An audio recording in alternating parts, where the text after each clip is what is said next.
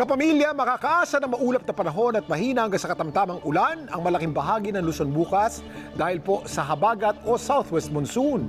Dito sa Metro Manila, mababa ang tsansa ng ulan sa umaga, posible pang mainit na 40 degrees Celsius na heat index sa tanghali.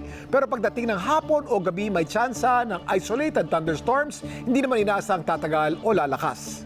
Sa natitirang bahagi ng Luzon, mataas ang tsansa ng ulan bukas sa Bicol Region, Pampanga at malaking bahagi ng Northern Luzon kabilang ang Baguio City at Tuguegarao.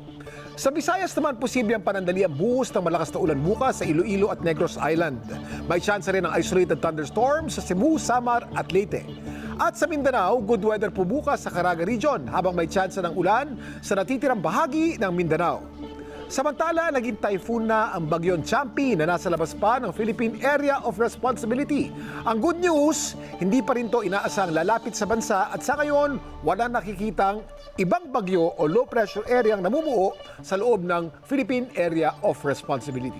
Yan po ang lagay ng panahon. Lagi natin tatandaan, ang buhay ay weather lang.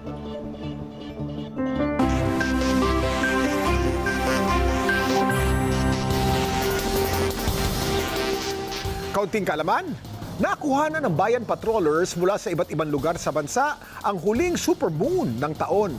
Sa Teresa Rizal, nag-abang si bayan patroller Alan Aklan para makakuha ng perfect shot ng supermoon bago maghating gabi. Sa Boac, Marinduque, sinikap ni bayan patroller Mark Gulmayo na makuna ng buwan kahit na maulap sa kanilang lugar sa Barangay Agot. Sa Baliwag, Bulacan, naging maulap din pero sinubukan pa rin kuna ni bayan patroller Evelyn La Peña ang buwan.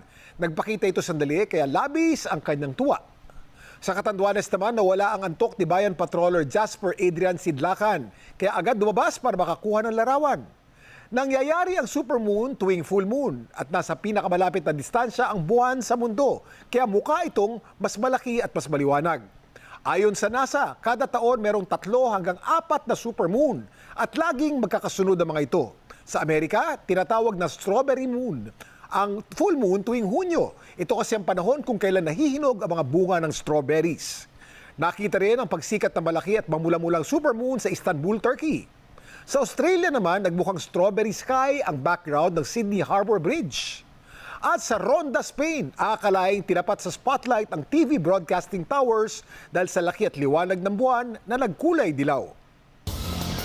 Ito po si Kuya Kim nagsasabing mag-aral ng maigi upang buhay ay bumuti.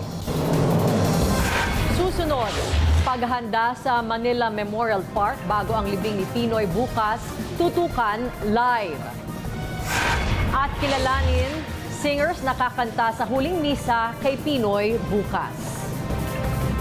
Yan at iba pang balita sa pagbabalik ng TV Patrol.